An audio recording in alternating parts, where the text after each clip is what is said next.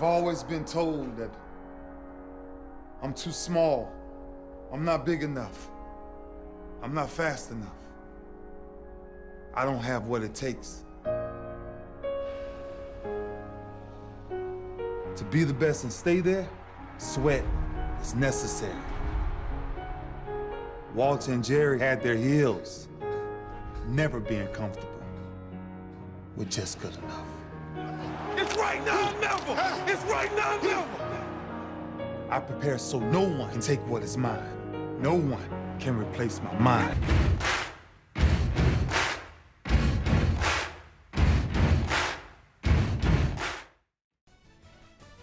The NFL Draft is just hours away. I'll tell all you dedicated NFL fans who some of the top prospects are on both the defensive and offensive sides of the ball. Then we have the return of the Greek Freak and company to Milwaukee, and Steph the Chef Curry starting for the first time in these playoffs. All that and more up next on Dilly Sports Delight. Welcome into Dilly Sports Delight, everyone. As always, I'm your host, Dylan Foster. The NFL Draft is rapidly approaching, with some key players on the trade block and loads of talent in this year's draft. It's going to be a night full of steals and deals for all the teams. Some folks may not be quite familiar with the cream of the crop in this year's class. Let's meet the top prospects from a couple of positions, starting with the best defensive players in this year's draft. Kayvon Thibodeau, big man from Oregon, defensive end, aka the Pac-12 Destroyer, balled out during his time in Oregon, accumulating 19 sacks, over 100 tackles in 3 years. And as an Oregon State fan, I hated watching him play for Oregon, I'm going to have to say. Then we have Aiden Hutchinson, a potential #1 pick this season. He had 14 sacks and 36 solo tackles this past season with the Michigan Wolverines. And he's a big reason that Coach Harbaugh and the Michigan Wolverines made the college playoffs for the first time this past season. Finally, we have defensive end Trayvon Walker, a top player on the Bulldogs defensive line this past season, who helped boost the team to its first college football playoff championship. He ended his college career with 9.5 sacks and 34 solo tackles. He's also looking to be the #1 overall selection tonight for the Jacksonville Jaguars. Then we've got wide receivers, ladies and gentlemen. Drake London, USC star wideout, tore up Pac-12 defenses all season. And even on a subpar Trojans team that finished 4-8, he's looking to be a first-round pick, no doubt, this year.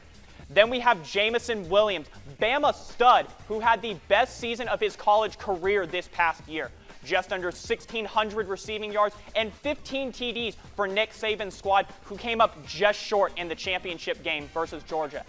Then we have Chris Olave. This man balled out in his career with the Buckeyes, accumulating 2,700 yards in 4 seasons with the team, along with 35 TDs. The San Ysidro native has a lot of potential to be a first-round pick this year. Finally, we have his partner in crime, Garrett Wilson, who had an amazing year himself. He had just under 1,100 yards receiving with 12 TDs and proved to have a lot of speed and agility, a must-have for NFL receivers today. And finally, we have the men that throw the ball themselves. First up, we have Liberty QB Malik Willis. With the trend of dual-threat QBs on the rise, Malik is a huge name in that category. His senior season, he had 2,800 yards passing with 27 TDs and 12 picks. But on the ground, he had almost 900 yards rushing and 13 TDs. Then we have Heisman candidate Kenny Pickett out of Pitt. 4,300 yards in the air, 42 TDs, and only 7 picks. Need I say more about why he was a Heisman candidate this year? Pickett plays very similar to Matt Stafford and Big Ben. Big arms with lots of control and a top QB in this draft class. For the first time in, well, a long time, a lot of teams are not seeking out a QB. In other news, the New York Giants didn't pick up Daniel Jones' 5th-year player option. We might have to keep an eye on that this weekend. Along with that, Deebo Samuel, as many of you know, have requested a trade from the 49ers. With it being a big draft weekend, anything is possible. And teams like the Packers, Falcons, and Eagles, who are all looking for a top-tier receiver talent, could push for a trade. Coming up next, last night the Greek Freak and Chef Curry returned to their home courts to try and close out their opponents in Game 5. Then tonight, it's Game 6 galore. We're going to preview all those games and give you the Vegas insight on who they think has the edge in those matchups. All that and more up next. The NBA playoffs are the most exciting time of the year for basketball fans. Unless you're a Portland Trailblazer fan, then we're all sitting at home wondering why on God's green earth did management nuke our team this season. But that's not the point. Let's move on to the next thing. The Warriors are officially back to their 2015 form. One thing, though, has been different up to this point.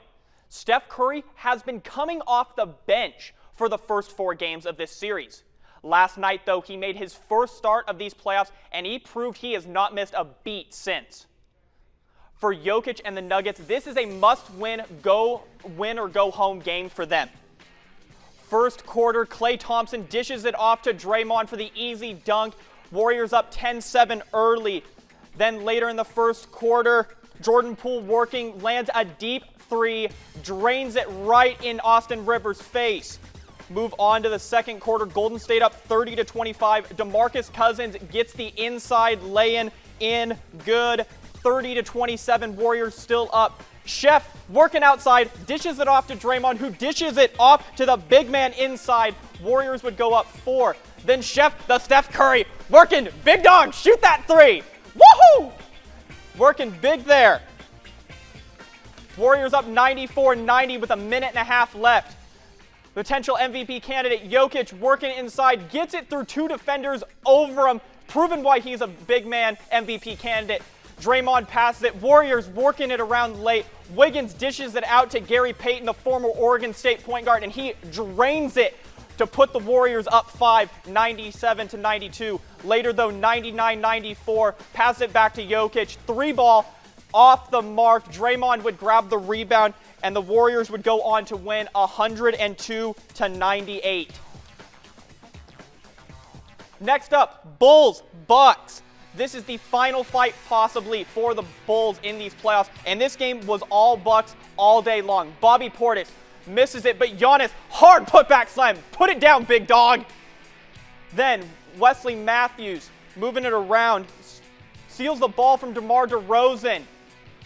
Giannis working again, and he gets around 2 Bulls defenders and lays it in. Drew Holiday a 6, Bucks up 8-4. Later in the quarter, Bucks up 10-7. Giannis gets the alley-oop dunk with another assist from Holiday. Working there. Now Bucks up 31-18. Giannis working again. And 1! Put it down, big dog. Proving why you are Defensive Player of the Year and proving why you are one of the greatest stars in the league right now. From there, it would be all Bucks all night long. Later in the fourth, Connaughton drains a 3, puts the Bucks up 113-95, and that would be all she wrote. The Bucks would close out the series in Milwaukee and win 116-100. With these first 2 round series out of the fold, here's the updated bracket for the Warriors and Bucks going into the second round. The Warriors are currently playing the waiting game as they look to see who will win the series between the Memphis Grizzlies and the Dallas Mavericks. Meanwhile, for the Bucks, their ticket has been punched for round 2 for a date with the red-hot Boston Celtics, who are coming off a 4-game sweep for the Brooklyn Nets. Motley Crue is shouting for the devil, ladies and gentlemen. It's Game 6s around the league tonight. And all 3 of these matchups tonight, the higher seeds have a chance to knock out their competition without the risk of going home and losing in front of their home fans. First up, we have the Sixers and the Raptors in the first game of the night. The Sixers were killing it in the first 3 games, but this series has took a complete 180 as the Raptors took both games 4 and 5. Going back to Canada for Game 6, the Raptors will look to force a Game 7 back in Philadelphia. For Philly, though, you need the beard, James Harden himself, to produce. He's been almost non-existent in this series, and with Joel Embiid hurt, they need Harden to come up big or risk blowing a 3-0 lead for the first time in NBA history. Next up, we have Suns-Pelicans, and with Devin Booker still questionable for tonight's Game 6 matchup, the team many fans around the league thought had an easy run to the Western Conference Final could be forced into a Game 7 by a team that wasn't even a top 8 seed when the play-in tournament started. For New Orleans, you have to do one thing: stop Mikal Bridges on offense. You cannot allow him to score 31 points again tonight if you want any prayer of winning this game in NOLA. For Phoenix, your squad is a 2-point favorite in tonight's road matchup. And finally, in the prime time, 10 o'clock Eastern time matchup, we have the Jazz taking on the Dallas Mavericks. The Jazz are hoping to keep their hopes alive against the Mavs, who lost Game 1 to the Jazz, but found a way to win in Games 2 and 3 without their star, Luka Doncic.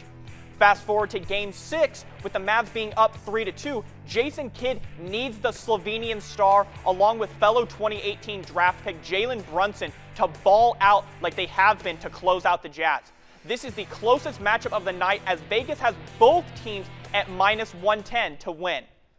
That's all the time we have today. I want to thank my incredible crew for today. We absolutely killed it, guys. Great work. The NFL Draft kicks off tonight at 8 p.m. Eastern Time. Stay tuned for all the coverage moving forward. I'm your host, Dylan Foster. This is Dilly Sports Delight, and we'll see you on the next one.